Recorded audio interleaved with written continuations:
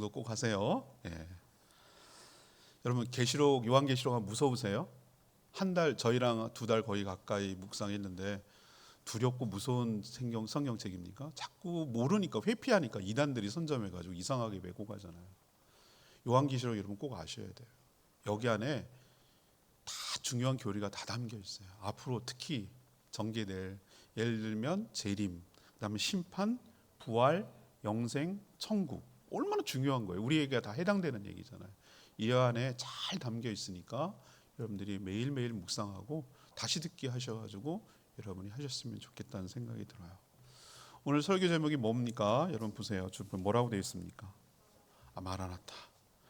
설교 끝나고 마라나타 주 예수 이거 할 거거든요, 찬양.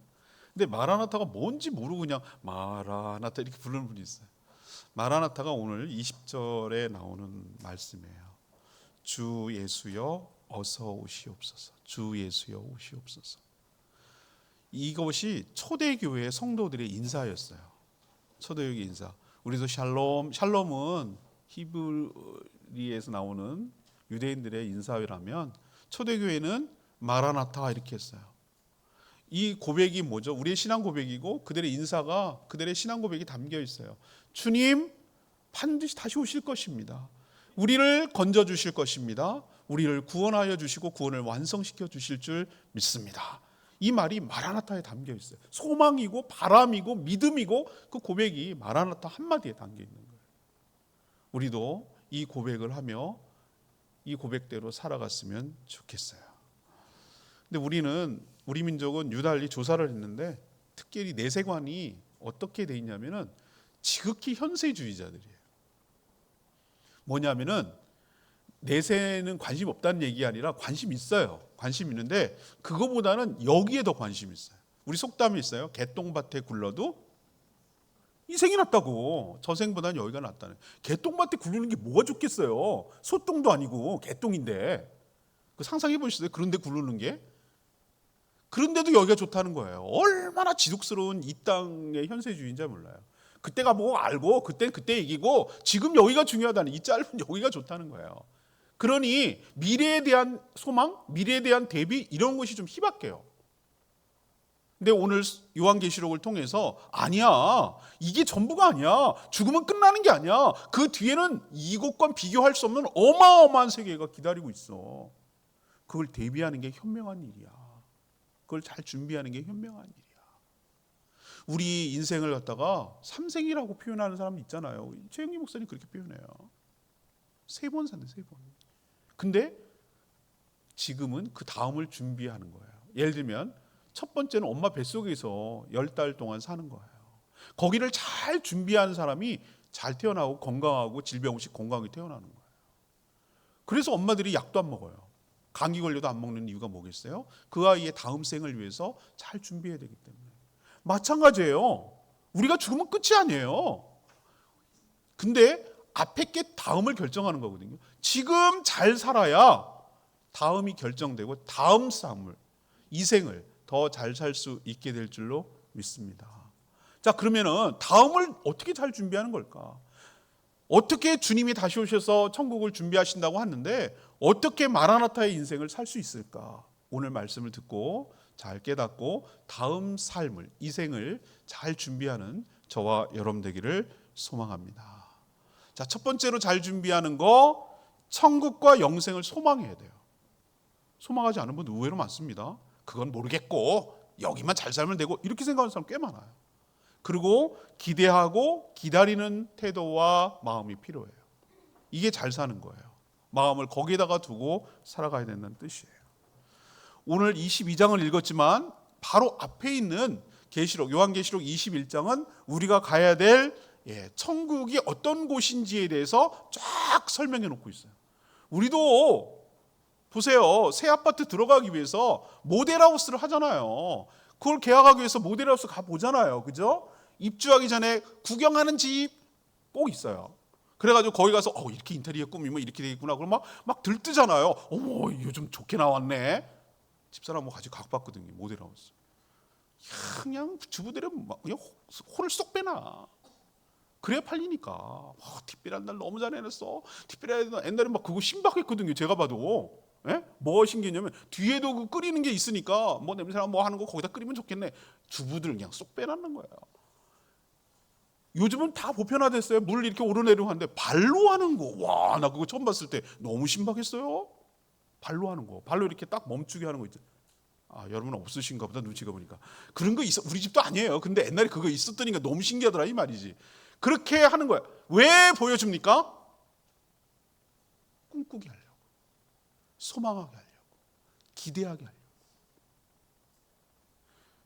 하나님께서 이 땅에 너무 매여서 사니까 사람들이. 너희들이 갈 곳이 어딘지 알아? 이런 곳이야 라는 것을 모델하우스를 보여주는 것처럼 이렇게 그림 언어로 21장에 쫙 이렇게 설명해 놓고 있어요. 새하늘과 새 땅이라 새하늘 새 땅 이런 표현을 썼어요. 새라는 데가 핵심이죠.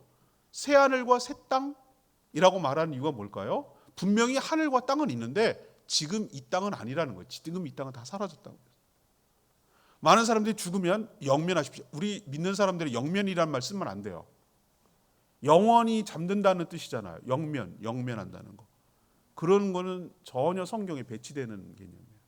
우리는 죽으면 영원히 잠들어 있는 게 아니에요. 난 그런 데 가고 싶지 않아요. 정말이에요.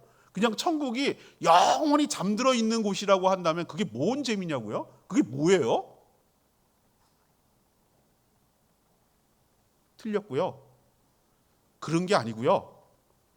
하늘과 땅이 있다는 얘기는 뭔가가 실체가 있다는 거예요. 그런데 그 땅은 우리가 지금 경험하고 살아가고 있는 그 땅은 아니라는 거예요. 그렇지만 반드시 어떤 세계가 있다라는 거예요. 실체가 있는 세계가 있고 나라가 있다는 거예요. 그래서 새하늘, 새 땅이라고 표현해놨어요. 우리 보고 이해시키려고. 그리고 또 하나 거룩한 성이라고 말했어요. 성은 왜 성입니까? 하늘 아래 뭔 성이 필요했어요. 근데 구분 짓기 위해서 당시 언어예요. 당연히 우리는 지금 성이 안 살잖아요. 근데 성이라고 하는 이유는 그 당시 사도 요한이 살았을 때는 성의 개념이 있으니까 성과 밖과 구분이 확 가요. 성곽이 둘러 있고요. 성 안의 삶과 성 바깥의 삶 확연하게 차이가 나요. 성 안에는 뭔가 그 영향력을 받고 있는 거예요. 통치를 받고 있는 거예요. 거룩한 성이라고 표현했어요. 그 성은 천국은 거룩함이 유지된다는 거예요. 더럽고 추악하고 거룩하지 않은 것들, 정결하지 않은 것들, 부정한 것들, 죄악들 이런 것이 들어올 수 없도록 꽉 차 있는 곳이라는 의미를 이해시키기 위해서 거룩한 성이라고 했고요. 또 예루살렘인 예루살렘인데 새 예루살렘이라는 표현을 썼어요. 그게 뭐냐? 예루살렘이 지금 이스라엘 수도 맨날 난리가 나고 막 종교적 갈등이 있고 이곳이 천국이라고 한다면 뭐가 우리에게 기대감이 있어요? 그런 게 아니고 예루살렘이라고 표현한 핵심 키워드 중요한 개념은 거기에 성전이 있고 거기에 하나님이 있다는 뜻이에요. 이 모두가 그리고 또 하나님이 다스리는 나라는 의미에서 하나님의 나라라고 불러요. 이게 천국이에요. 우리가 가야 될 곳이기도 하고요. 거기에 가면 특징이 있어요. 천국에 가면. 하나님이 임재가 있어요. 하나님이 항상 임재가 있어요. 우리가 하나님을 느낄 수 있을 정도예요. 예수 그리스도가 실체가 몸이 있어서 늘 보고 예배하고 경배할 거예요. 그리고 하나님의 통치가 가득하고 하나님의 영광이 가득할 거예요. 하나님의 영광을 가득하다는 것을 이 인간이 이해를 못하기 때문에 하나님께서 그림 언어로 영상으로 보여주셔서 연기가 자욱하게 가득하다는 연기가 퍼지면 자욱하니까 가득하니까 그렇게 표현하려고 구약에 묘사해놨는데 그런 것처럼 우리 눈에는 보이지 않지만 영으로 계신 하나님이 우리가 그땐 가면 느낄 거예요. 느낄 정도로 하나님의 영광과 임재가 꽉 찬 상태, 풍선을 불어놨을 때 꽉 차 있는 것처럼 하나님의 영광과 임재가 천국에 가득하게 될 줄로 믿습니다. 그리고 더럽고 추하고 오염된 모든 것들은 다 사라지고 모든 만물을 주 예수 그리스도를 통하여 완전히 새롭게 다른 피조물로 만들어 주신 줄 압니다. 요즘 우리 집사람이 집 고치는 거 아주 재미가 들려서 피곤한 줄도 모르고 너무 자랑하고 그래요. 세상에 싱크대가 낡았는데 그거 고쳐줬다고 너무 좋아하는 거예요. 싱크대 CTG 하나만 갈았을 뿐인데 새집 됐다고 너무 좋아하는 거예요. 등 하나만 갈았을 뿐인데 너무 좋아하는 거예요. 우리는 이렇게 갈기만 해도 너무 새집 같거든요. 근데 우리가 가서 살게 될 것은 모든 것들이 싹 바꿔져 있는, 모든 만물이 새롭게 회복된 그곳에서 우리가 살게 될 줄로 믿습니다. 이것을 누가 누리냐고요? 예수 그리스도를 믿는 하나님의 자녀가 상속을 받게 될 것인 줄 압니다. 우리 상속 그러면 어떤 느낌이 되냐면 부모가 죽어야만 받는 곳이에요. 그럼 하나님이 죽어야 받나? 그런 개념이 아니고, 상속의 또 다른 특징은 뭐냐면은 내가 자녀니까 공짜로 받는 것을 상속의 개념이라고 봐요. 내가 부모님이 벌어오는 건 나는 내가 번 거 아니에요, 돈? 그렇지만 상속은 내가 자녀기 때문에 받는 거예요. 공짜로 받는 거예요. 관계 때문에 그냥 아무 대가 없이 받는 것을 상속이라고 해요. 하나님의 상속이라고 표현하는 것은 우리 인간이 이해시키기 위해서 이 모든 언어를 써놨는데, 우리가 납득시키고 이해시키기 위해서 하나님의 좋은 것들, 하나님이 누리는 모든 것들을 자녀이기 때문에, 자녀인 우리이기 때문에, 자녀라기 때문에, 다른 이유가 아니라 자녀이기 때문에 공짜로 그냥 다 통째로 하나님이 누린 모든 것들을 우리도 똑같이 누릴 수 있도록 허용해 주시고 허락해 주시고 그렇게 할 수 있도록 은혜를 베풀어 주실 줄로 믿습니다. 이걸 상속이라고 그러는 거예요. 상상이 안 되죠? 근데 여러분 생각해 보세요. 하나님이 누리고 하나님이 가지고 있는 것이라면 최고로 좋은 거 아니에요? 인간이 감히 범접할 수 없는 최고의 것이 아니겠어요? 그렇다면 여러분 얼마나 기뻐요? 우리가 신의 영역에 들어가서 하나님이 누리는 것을 똑같이 누린다면, 그것도 공짜로 자녀이기 때문에 다 누린다면. 우리 아이들이 커갔을 때, 저희도 자랄 때 부모님이 다 사놓고 이러는 거지 우리가 한 게 뭐가 있어요? 우리 자녀들이 번 게 지금은 이제 법니다만 어렸을 때 뭘 벌었어요? 근데 집에 있는 모든 것들은 다 자기 거예요. 자기가 누리고 다 활용해요. 뭐라고 그러잖아요. 왜? 부모의 자녀니까. 우리도 천국 가면 하나님이 누리는 모든 것들을 똑같이 다 누리게 될 줄로 믿습니다. 이게 천국이에요. 지금 천국을 하나씩 하나씩 설명해 놓고 있잖아요. 근데 그게 얼마나 좋은지를 또 다른 측면에서 설명하는데, 그리스도의 신부래요. 그리스도의 신부가 교회거든요. 교회를, 새 예루살렘을 갖다가 교회라고 하고, 그게 그리스도의 신부라고 말해요. 그리고 첫 번째 잔치가, 첫 번째로 구원해서 벌리는 잔치가 어린 양의 혼인 잔치래요. 이게 다 은유예요. 아, 우리가 그리스도의 신부구나, 교회가. 건물이 아니라. 근데 왜 신부라고 표현했지? 왜 그걸 천국 생활을 결혼식으로 시작을 하지? 잘 기억하세요. 결혼하게 되면 어떤 일이 벌어집니까? 부부로 살아가는 거예요. 네 거 내 거가 없어져요. 한 몸을 이루고요, 서로 사랑하면서 살게 돼요. 왜 예수님을 우리를 보고 신부라고 말하죠? 예수님은 우리를 그렇게 대해준다는 거예요. 아름다운 신부로 네 거 내 거가 사라지고 하나, 몸이 하나가 되고 마음이 하나가 되고 일치가 되고 정말 사랑하게 되고 정말 행복하게 살아가는 것을 우리가 이해시키기 위해서 어린 양의 혼인잔치와 결혼에 비유하는 거예요. 다 모든 것을 우리가 이해하고 설명시키기 위해서 이렇게 말해주는 거예요. 또 있어요. 거룩하고 영광스러운 성전이, 우리를 성전의 재료로 사용하셔서 하나님이 우리 가운데 거하신다는 것을 표현하기 위해서 하나님이 성전이라고 말하고 우리는 성전 안에서 산다고 말하는 거예요. 건강한 생명이 넘쳐나는 곳이 천국입니다. 아까 말했죠. 12달 생명수의 강이 흘러서 그 강가에 12달 달마다 열매를 맺는다고 그랬어요. 그 열매를 먹고 그 물을 마시는 자마다 영생한다고 그랬어요. 이것도 상징이에요. 꼭 그 물이 있어야 되냐? 아니, 진시황은 불로 쫓아내려고 제주도까지 왔잖아요.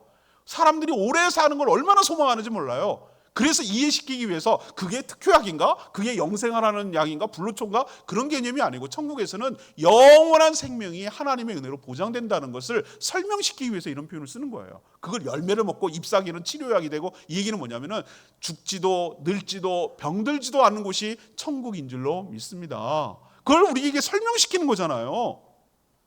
다시는 저주가 없고 주님이 친히 공의와 사랑으로 통치하시는 나라. 난 대통령 선거할 때마다 맨날 똑같은 게 반복돼요. 뭘 그렇게 기대하세요, 여러분? 항상 실망, 항상 실망.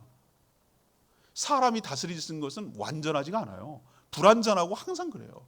근데 주님이 다스릴 때 이 모든 문제가 해소될 줄로 믿습니다.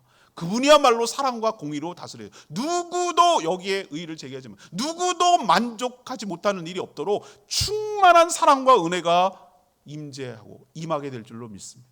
거기서 뭐 할 거냐고요? 주님을 경배하며 예배하게 될 줄로 믿습니다. 다른 일 막 죽도록 일 안 해요. 거기에 가면 예배할 거예요. 예배가 지겹고 힘든 분들, 저 엎어져 하는 애들 큰일 났어. 이제 천국에서 하는 일은 딱 하나밖에 없어. 예배밖에 없거든. 찬양에 자신 없고 막 이런 사람들 큰일 났어. 이제 거기선 그거밖에 안 해요.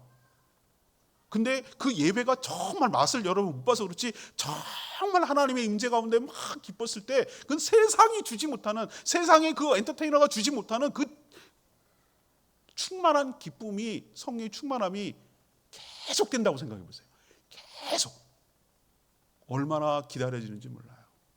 여러분이 거기에 들어가게 되실 줄 믿습니다.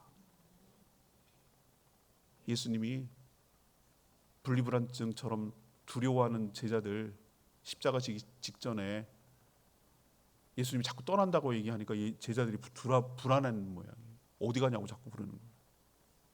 예수님이 뭐라고 제자들을 안심시킨 줄 알아서 애들처럼 걱정하지 마. 내가 잠깐 갔다가 너네들 데려올 건데 거기 가는 이유는 너희들이 살아갈 처소를 예비하고 올 것이야. 이렇게 얘기하고 가셨어요. 그때는 제자들이 이해 못했는데 제자 중에 한 명인 이 사도 요한, 요한계시록을 쓴 사도 요한이 이제 알게 됐잖아요. 그게 뭘 준비하냐면은 우리가 모든 성도들과 함께 거할 천국을 준비하러 가신 줄 믿습니다. 지금 우리가 살게 될 천국, 처소가 이런 곳이야 라고 지금 설명하고 있는 것이잖아요. 그러니 여러분, 제발 이 땅에다가 코 박고 살지 마시고 우리가 장차 가서 누리고 살게 될 천국의 마음을 두시고 천국의 소망을 두시고 천국을 기다리시고 천국을 기대하시고 그렇게 거기에다가 마음을 두고 살아가는 저와 여러분 되기를 소망합니다. 두 번째, 그러면 어떻게 하는 게 마라나타 삶을 사는 걸까? 말씀을 가감 없이 그대로 지키는 거예요. 가는 더할 가, 감은 뺄 감이에요. 우리가 주님 오시기 전까지 해야 될 신앙생활의 성도로서의 태도가 있어요. 오늘 요한계시록을 할 때 천사가 6절에 뭐라고 그랬어요? 6절. 또 그가 내게 말하기를 이 말씀은 신실하고 참된지라. 주 곧 선지자들의 영이 하나님이 그의 종들에게 반드시 속히 되어질 일을 보이시려고 그의 천사를 보내셨다고 그랬어요. 두루마리는 성경을, 요즘 말하면 성경을 뜻해요. 주의 종들과 천사들이 성령을 통하여 당신의 종들에게 될 일을, 속히 반드시 될 일을 보여주셨다고 그랬어요. 여기서 두 가지 부사가 중요해요. 반드시라는 개념하고 속히라는 개념이에요. 이게 주님의 말씀은 뭐하고 또 뒤에 개념이 또 중요한데, 참되고 신실하다라는 표현을 쓰고 있어요. 이 얘기는 뭐냐? 하나님의 말씀은 뭐라는 거예요? 주님이 다시 오시고 주님께서 되어질 일들, 이 모든 것들이 반드시 될 거고 속히 될 거라는 거예요. 그리고 믿을 수 있다는 거예요. 우리가 생각하는 것처럼 하나님의 타이밍은 좀 달라요. 우리는 늦어 보이지만 하나님은 하루가 천년 같고 천년이 하루 같아요. 하루를 천년처럼 쓰시는 분이고 천년을 하루처럼 압축해서 쓰실 수 있는 시간 개념을 갖고 있는 분이 하나님이에요. 시간을 자유롭게 넘나드는 분이에요. 우리는 광년이 어떻고 뭐 1초가 어떻고 여기 공간과 시간의 제약을 받지만 하나님은 자유로운 분이에요. 그러나 하나님의 개념에서 보면은 반드시고 하나님의 개념에서 보면 속히 이 모든 일이 반드시 일어날 거라는 거예요. 그러니 이 말씀을 우리가 받아들이고 그렇게 여겨야 될 줄로 압니다. 그렇구나. 이 모든 일이 반드시 일어날 일이구나. 그리고 속히 일어날 일이구나. 그리고 믿을 만한 일이구나. 라는 인식을 먼저 가져야 돼요. 그러면 말씀을 대할 때 첫 번째 태도가 중요한데 7절의 말씀이에요. 보라, 내가 속히 오리니 이 두루마리의 예언의 말씀을 뭐하는 자? 지키는 자가 뭐가 있다고요? 복이 있다고 그랬어요. 이게 말씀을 대하는 첫 번째 태도예요. 이 말씀을 지키는 자가 복이 있다고 하셨어요. 주님께서 이건 친히 말씀하시는, 내가 속히 오리니라고 말하는 주체는 주님이세요. 여러분, 주님 오시기 전까지 어떤 태도로 우리가 살아가야 되냐면은 주님이 당신의 종들과 선지자를 통해서 했던 이 성경 말씀을 그대로 지키는 자에게 하나님이 주시는 복이 임하게 될 줄로 믿습니다. 자, 두 번째 말씀을 대하는 태도가 18절에 나와요. 18절에 뭐라고 했냐면 이 두루마리의 예언의 말씀을 듣는 모든 사람에게 증언하는데 만일 누구든지 이것들 외에 더하면 하나님이 이 두루마리에 기록된 재앙을 그에게 더한다고 그랬어요. 다시 말해서 하나님의 말씀에다가 뭔가를 추가시키면, 자기의 말을 갖다가 더하거나 자기 뭐를 더해버리면 하나님의 재앙이 더해져서 임한다고 그랬어요. 그리고 19절의 말씀, 이번엔 빼는 거예요. 19절, 만일 누구든지 이 두루마리의 예언에서 말씀을 제해버리면 하나님이 이 두루마리에 기록된 생명나무와 거룩한 성에 참여함을 제해버린다. 다시 말해서 못 들어가게 한다. 구원에서 제외시킨다. 이 얘기예요. 이 세 가지가 말씀을 대하는 태도여야 할 줄로 압니다. 말씀을 더해서도 안 되고요, 말씀을 빼서도 안 돼요. 그리고 말씀을 진실하다고 믿고 그 말씀을 지키는 태도가 우리가 종말과 재림을 준비하는 바른 성도의 태도인 줄로 믿습니다. 그런데 이렇게 안 사는 사람들이 어마어마하게 많은지 여러분 아세요? 이단들 가만 보세요. 이단들, 수많은 이단들은 말씀을 더하거나 말씀을 빼거나 말씀을 왜곡하고 비틀고 말씀을 제대로 안 지켜요. 그래서 이단이라고 하는 거예요.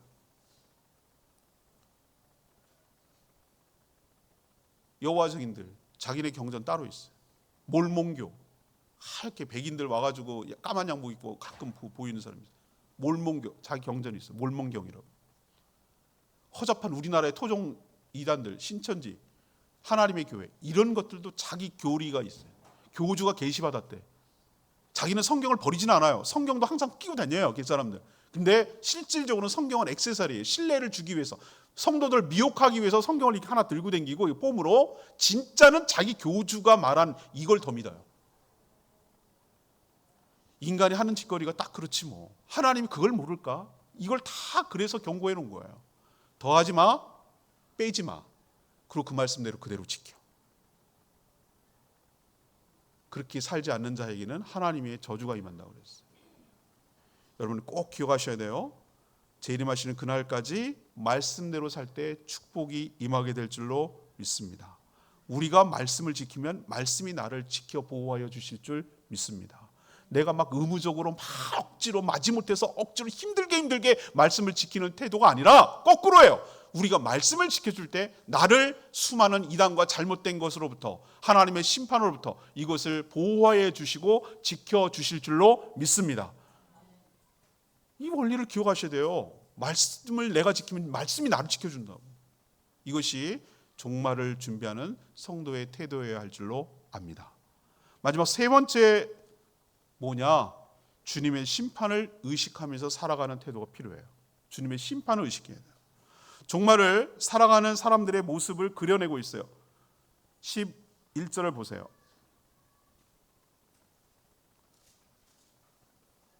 불의를 행하는 자는 그대로 불의를 행하고, 더러운 자는 그대로 더럽고, 의로운 자는 그대로 의를 행하고, 거룩한 자는 그대로 거룩하게 하라 그랬어요. 하라라고 말하는 것은 내버려 둬라 이런 뜻이에요. 이 저주의 저주. 내버려 둬, 살던 대로 살게 해라는 뜻이에요. 뭐야 하나님?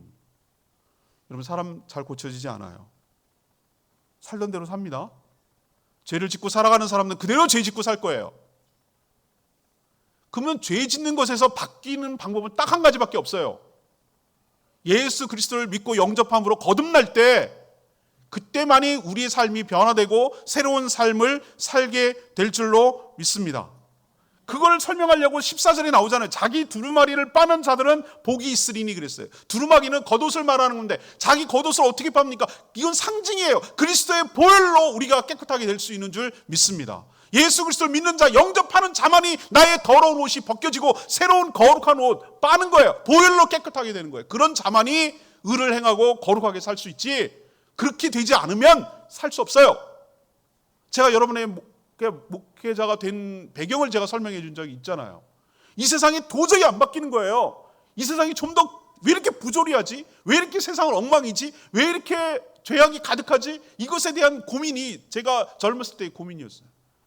이걸 무슨 사상이나 무슨 철학이나 이걸로 제도나 법이나 강화시키면 될 것 같아요. 천만의 하나님의 말씀이에요. 법 만들어 놓잖아요. 법망을 피해가는 인간의 얍삽함과 그 교묘함이 얼마나 교활한지. 사람이 바뀌지 않으면 법을 아무리 만들는들 사상과 무슨 철학을 얘기한다 안 되더란 말이에요. 다 실패한 것이 우리 인류 역사가 증명하는 거예요. 공산주의 얼마나 이상적입니까? 실패했잖아요. 아주 보기 좋게 실패했잖아요. 제가 젊었을 때 내린 결론은 뭐냐면, 그럼 뭐가 대안인가? 이 세상을 바꾸고 하는 건 사람이 바뀌어요. 사람이 어떻게 바뀌냐고. 안 바뀌어요. 사람 고쳐 쓰는 거 아니라고 어른들이 그러잖아요. 안 바뀐다고. 근데 바꾸는 방법 딱 하나밖에 없어요. 복음을 듣고 예수 그리스도를 영접하고 믿을 때, 그 사람이 성령이 들어갈 때, 거듭날 때 바뀌게 되는 역사가 일어나게 될 줄 믿습니다. 전 제가 경험했고 그걸 수없이 많이 경험했어요. 이게 정답이구나, 이게 희망이구나, 이게 대안이구나, 이게 바로 세상을 바꾸는 방법이구나. 이거에 제가 헌신하게 됐어요.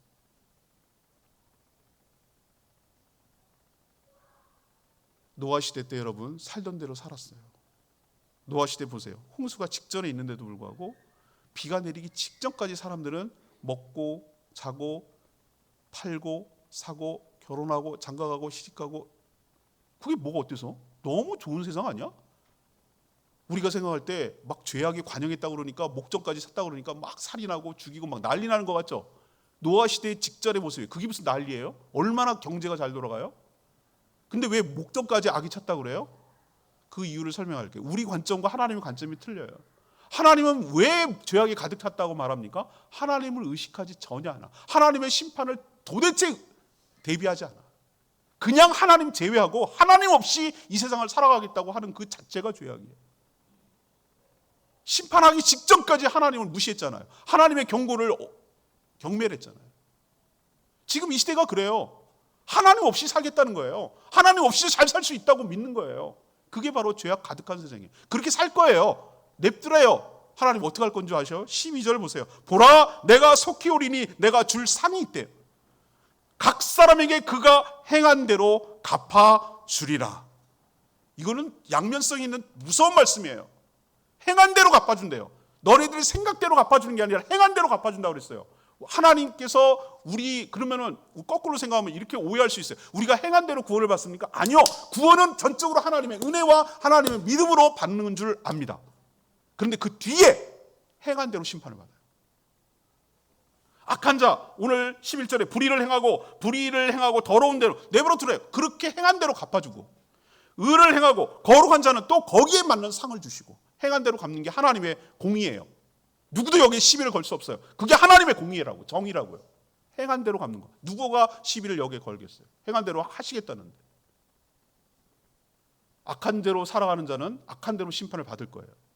그러나 거룩하게 살아간 자는 거기에 합당한 상급이 있을 줄 믿습니다. 구원은 은혜로 받지만 구원 받은 다음에 여러분이 한 것만큼 상급이 따라온다고. 우리 연말에 지난주에 어린이들 달란트 잔치였어요. 달란트 잔치를 교육 차원에서 하는 거예요. 교육 차원에서. 아이들에게 암송하고 성경을 암송시키려니까 무슨 메리트가 있어야 되냐. 쿠폰처럼. 달란트를 주는 거예요. 암송하고, 그 다음에 찬양 잘하고, 그 다음에 출석하고, 그 다음에 뭐 전도하고, 이렇게 하면 거기에 걸만큼 줘요. 근데 차등이 생기더라고. 어떤 아이들은 요즘 다이소 가서 애들 사라고 그럴 때는 어떤 아이들은 뭐 15,000원, 2만 원도 돼. 어떤 애들 끼값하야 5,000원도 안 돼. 억울하지? 억울할 거 없어. 네가 1년 동안 살아온 성적표야. 열심히 신앙생활한 것에 하늘에 상급이 있다는 걸 보여주는 거예요. 왜 어린이만 그렇습니까? 아니요. 여러분도 똑같이 해당될걸요. 천국 들어가는 게 어디야? 맞아요. 우리 교회 주일학교 어린이가 있기 때문에 달란트 잔치에 참여할 수 있는 기회조차 있는 거예요. 얘가 예수를 믿었기 때문에 천국의 모든 것들을 다 누리게 될 줄로 믿습니다. 기본만 해도 어마어마해요. 그러나 여러분들 기억하셔요. 여러분들이 행한 대로 상이 있을 줄 믿습니다. 달라요. 이건 차등이 있어요. 그러면은 도대체 의롭고 거룩한 자는 누군데요? 라고 말했죠. 아까 말했잖아요. 자기 옷을 보혈로 깨끗하게 빤 자가 그런 것인데, 이런 자만이 생명나무를 접근할 수 있고 천국의 모든 권세를 누릴 수 있다고 하나님께서 약속하고 있어요. 그러면 더럽고 추하고 불의를 행한 더러운 자는 누군데요? 오늘 15절에 나왔잖아요. 개들과 점술가들과 음행하는 자들과 살인하는 자들과 우상숭배자들과 거짓말을 좋아하며 지어내는 자는 다 성 바깥에 있으리라. 이 얘기는 성 안에 못 들어온다는 얘기예요. 지옥에 떨어진다는 얘기예요. 제일 먼저 언급된 게 뭡니까? 개들. 이거 갖고 문자적으로 이해해가지고 어머 목사님 천국에 개들 못 들어가요? 나 개들 얼마나 좋아하는데. 애완견을 섬긴 우리나라 사람들 어마어마합니다. 그 개라고 뭐 잘못했다면 큰일 납니다 요즘. 개가 얼마나 대접받고 사는데. 여기서 말하는 개는 멍멍멍 하는 개가 저는 천국을 어떻게 그려내냐면 이사야가 뭐라고 그랬냐면 환상을 볼 때 어린 양이 사자와 함께 살고 그 다음에 막 그 어린아이가 독사굴에 손 넣어도 안 물고 이런 걸로 봐가지고 이것도 물론 상징이긴 한데 뭔가 같이 살 것 같아. 그냥 뭔지는 모르나 같이 정말 행복하게 동물도 같이 살 것 같아 천국에. 근데 여기서 말하는 개들이란 뭐냐? 멍멍이가 아니고 개처럼 그냥 본성에 충실하게 살아가는 사람들. 물고 먹고 싸고 그냥 아무 생각이 그냥 몸의 본성대로 살아가는 사람들. 그런 사람을 개들이라고 표현한 것이지 멍멍이 동물들 안 돼 이런 개념은 아닐 거라고 봐요. 문맥으로 보면. 근데 보세요. 점술가가 뭡니까? 점치는 사람, 점을 치는 사람도 해당되고 점치러 가는 사람도 해당되고 점을 쳐주는 사람도 해당되고 지옥에 가는 사람들 대표적으로 얘기했어요. 음행하는 사람, 영적, 육적으로 음행하는 사람들. 또 살인자들, 우상숭배자들, 거짓말을 좋아하고 지어내는 자들. 막 뜨끔하죠 여러분들? 여러분 많이 지어냈죠? 저도 여기 막 뜨끔하더라고. 약간 살짝 거짓말도 비틀고 했는데 지어낸 말도 가끔 했는데 이런 생각이 드니까 뜨끔해요. 다 성 밖에 있을 거라는 거예요. 여러분 이거 생각하면 두렵고 떨리지 않겠습니까? 행위로 심판되는 거 여러분 기억하셔야 되고요. 여기서 제외되는 길은 딱 한 가지밖에 없어요. 우리의 옷을 빨아야 돼요. 예수 그리스도의 보혈로 우리의 겉옷을 빨을 때 우리의 더러운 옷은 주님께서 십자가 가서 해결해 주시고 예수 그리스도의 깨끗하고 의로운 옷이 우리에게 덧입혀지게 될 줄로 믿습니다. 하나님 시각에서는 우리를 예수님처럼 정결하고 깨끗한 자로 보시기 때문에 천국에 들어가게 하실 줄로 믿습니다.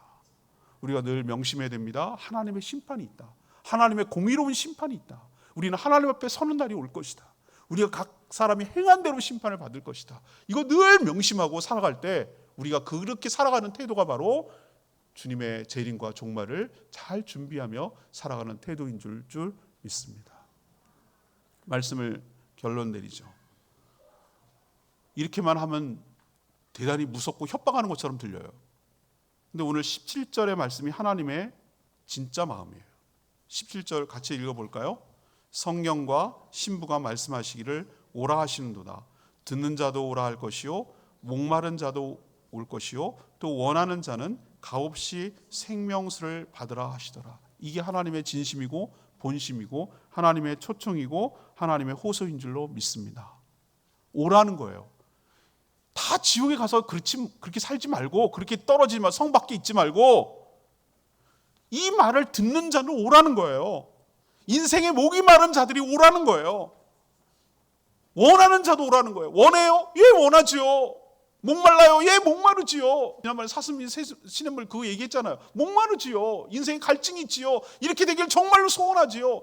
이 복음을 들었지요. 오라는 거예요. 근데 값이 엄청나고 가치를 지불해야 된다고 우리는 어떻게 이걸 얻을 수 있겠어요? 값없이 와서 먹으라. 이게 이사야 55장에 똑같이 설명해 놨어요. 이 얘기를 다시 한번 재현하는 거예요. 초청하는 거예요. 내가 너희들한테 겁박하고 겁줘서 너네들 다 죽었어 이 말하려고 싶은 게 아니고 이렇게 되지 말고 너희들 다 와서 이거 누리라고. 이게 진짜 하나님의 마음이에요. 이 초청에 여러분 호응하시고 천국을 소망하시고 살아가는 저희들 되기를 원합니다. 여러분 재림을 준비하고 소망 가운데 살아간다는 증거가 뭔지 아십니까? 저 사람이 정말 내세에 소망이 있고 거기다가 마음을 두고 산다는 증거가 어떻게 나타나는 줄 아세요? 말씀에 순종하는 것으로 나타나요. 예수 믿는다고 말하는데 말씀과는 전혀 상관없으면 예수 믿는 게 아니에요. 교회는 뻔질나게 왔다 갔다 댕기고 뭐 하는 것 같아도 말씀대로 살지 않으면 그거 안 믿는 사람이에요. 그냥 흉내만 내는 거예요. 여러분 저는 교인하고 성도하고 구분을 해요. 교인은 교회에 적두고 그냥 믿는 척하고 그 교회 생활에 익숙한 사람들을 교인이라고 보고요. 진짜 믿는 사람, 거룩한 구별된 사람을 성도라고 봐요. 저는. 그럼 성도가 뭐가 다른데요? 그래요. 조금의 차이는 있고 속도에 이런 차이는 있지만 방향이 같아요. 하나님의 말씀을 귀하게 여기고 하나님의 말씀을 두려워할 줄 알고 하나님의 말씀을 지키려고 하고 하나님 말씀대로 살려고 조금씩 자기를 쳐서 바꿔가는 그 삶의 태도가 있는 사람, 한꺼번에 바뀌진 않아도, 한꺼번에 싹 바뀌진 않아도 내가 그 말씀대로 이제는 살아보겠다고, 하나님이 나의 주인 되어주시고 하나님이 나의 모든 삶을 책임져 주실 것을 믿고 내가 하나님의 말씀을 진리인 줄로 믿고 내가 그 말씀대로 살겠다고 한 발짝 한 발짝 나를 변화시켜 나가는 사람이, 이 사람이 진짜 성도예요.